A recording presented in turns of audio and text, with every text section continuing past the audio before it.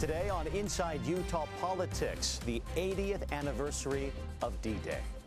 We'll take you inside the Normandy American Cemetery and introduce you to a team committed to preserving the memories of the Americans who died liberating France. Then, a Green Beret's new mission, how a former soldier turned entrepreneur is taking his love for the American flag to new heights over the fields of Normandy. Time now for Inside Utah Politics. Well, hello to you and welcome to a very special edition of Inside Utah Politics from Omaha Beach in Normandy, France. You can see right here on the beach, this monument right here, it's the brave ones commemorating the troops who came ashore 80 years ago on June 6, 1944. And we're doing this show all about the celebrations, the commemorations, and the big moments here in Normandy this week. And I want to begin at the Normandy American Cemetery. That's where we met a man, Scott Desjardins, who runs that cemetery. It's his job to make sure thousands of Americans buried there are never forgotten. Tell me about this very special place. We're standing in front of the Normandy American Cemetery. The Normandy American Cemetery is one of 26 cemeteries that is maintained by a small U.S. commission under the executive branch of the government called the American Battle Monuments Commission. So we're responsible for the maintenance of 26 cemeteries, all of them located outside of the United States, along with 31 memorials. Normandy American Cemetery commemorates the Normandy Campaign. Of course, when everyone thinks of the Normandy Campaign, they think of the 6th of June, 1944, but it's a lot more than that. The Normandy Campaign includes the landing on the 6th of June and goes all the way to the liberation of Paris in August of 1944. Any service member who died during that campaign, whose family chose to have him left in American cemetery overseas, would be buried here. So we commemorate 9,388 service members buried here and another 1,557 on the Wall of the Missing.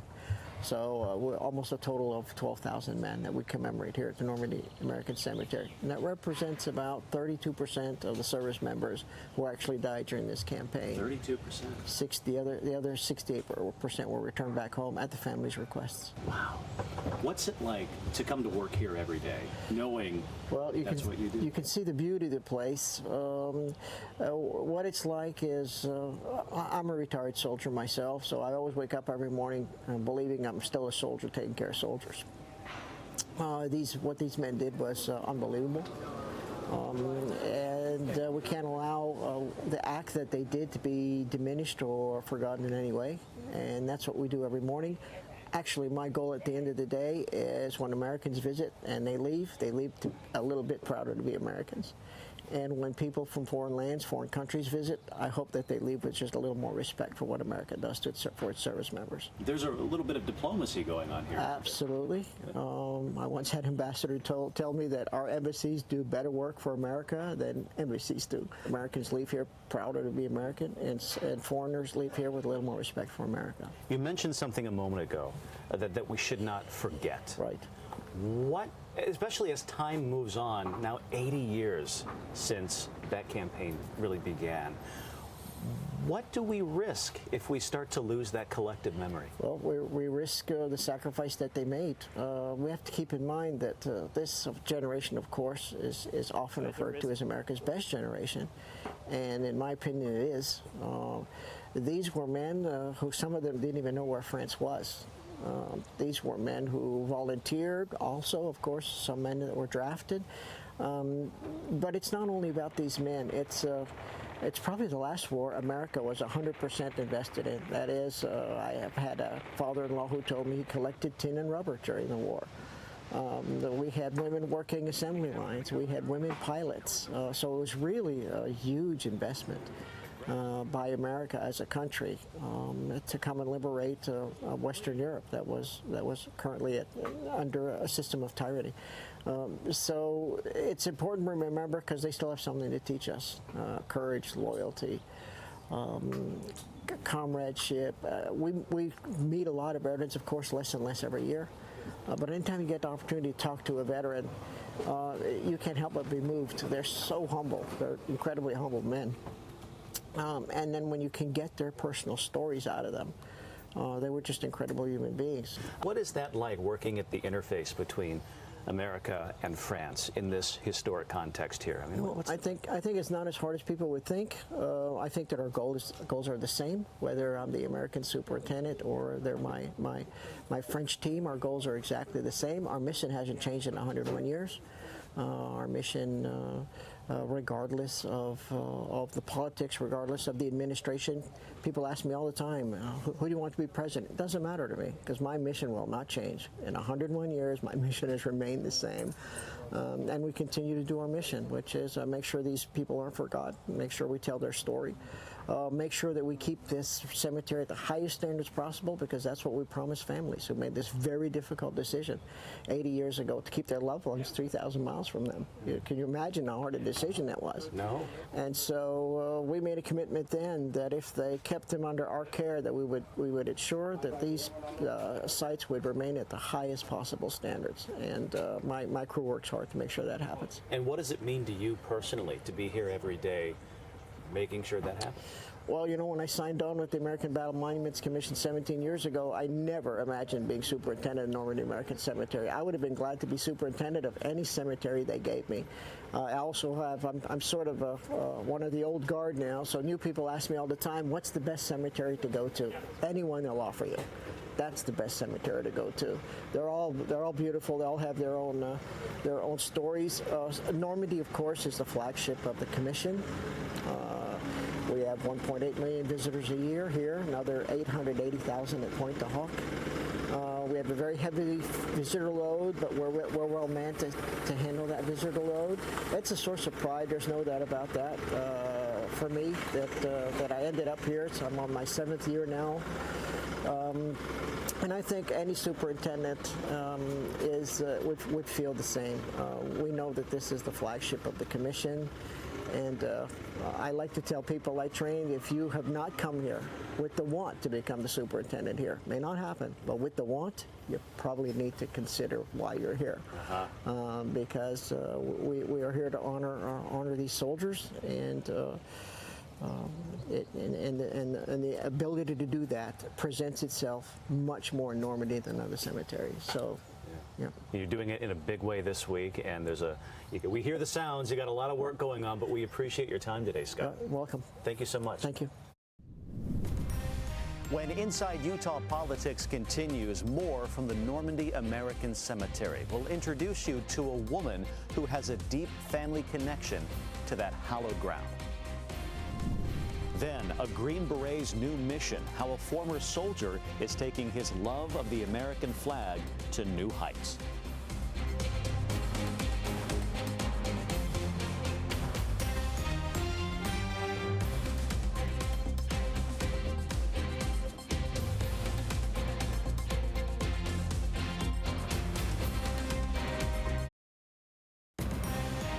You're watching Inside Utah Politics. Welcome back to a special edition of Inside Utah Politics from Omaha Beach in Normandy, France. In that previous segment, you saw Scott Desjardins, the man who runs the Normandy American Cemetery. But now I want to take you on a tour of that cemetery and introduce you to a woman who has a very deep family connection to that land. June 9th, 1944. Allied troops in Normandy have moved inland. A lot is said about the cost of war.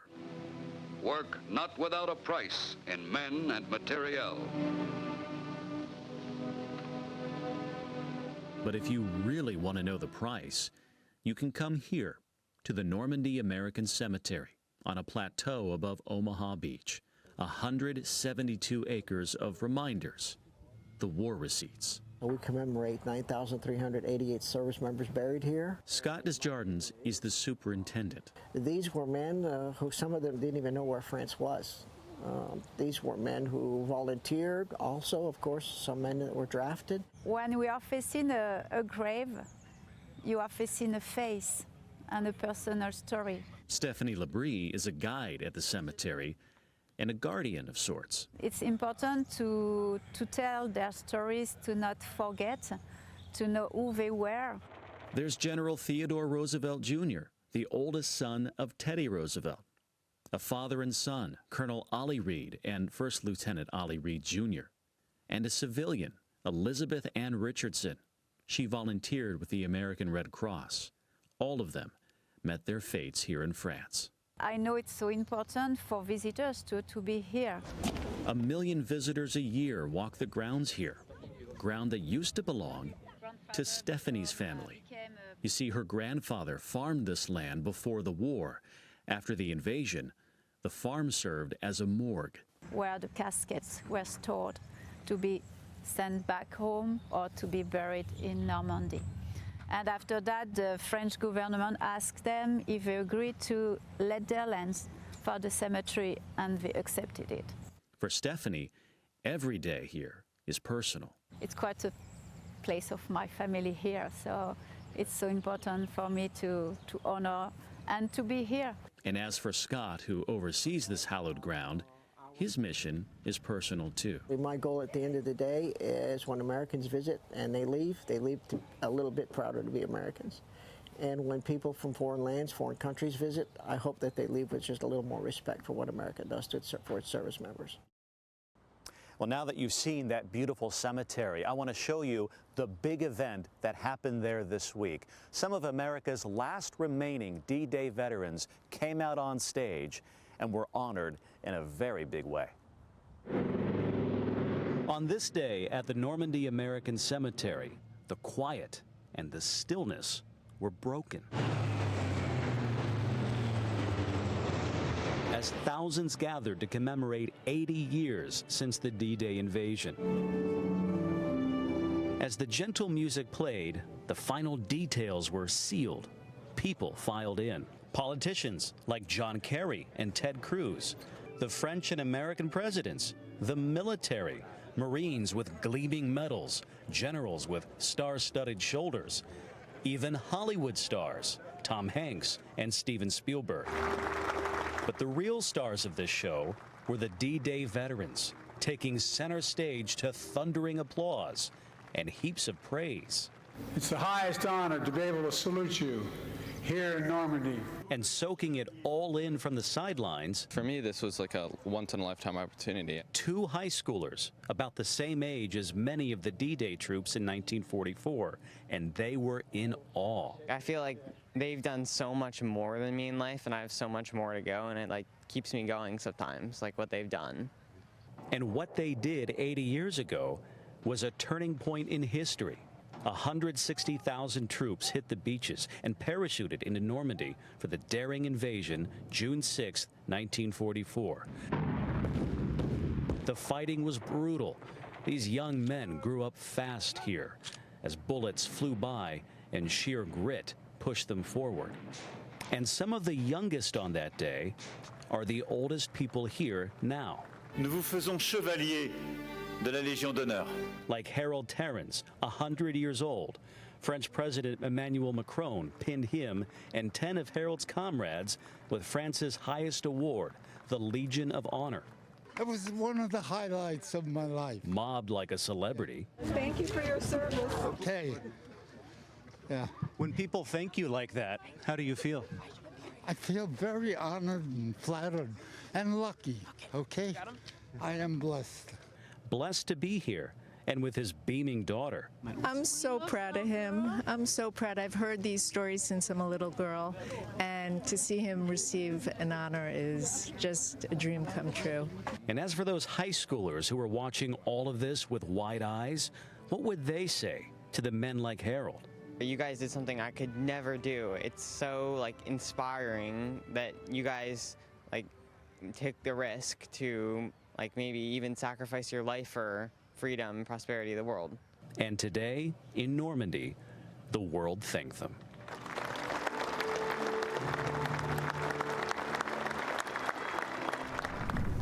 Coming up next on Inside Utah Politics, a Green Beret's new mission. You'll meet Kyle Daniels, who came to Normandy with a very specific goal, one that a Utah company helped him to achieve.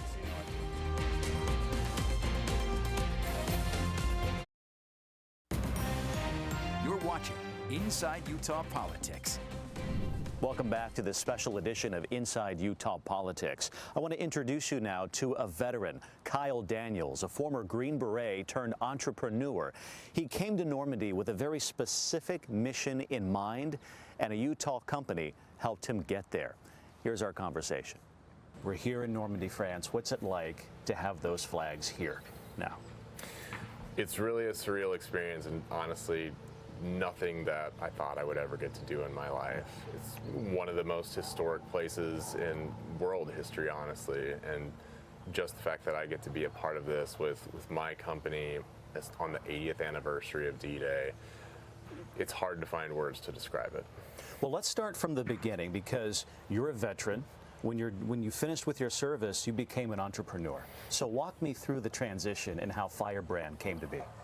Yeah, so after my time in the military, I was involved in a few different veteran organizations, one for-profit, one not-for-profit. And the not-for-profit, we actually do a lot of, it's almost like an incubator for veterans who want to start businesses and get into industry. And so the program helps pair veterans with mentors who give either their time, treasure, or talents. And so I was fortunate enough to be a part of that, and got to talking with one of our mentors.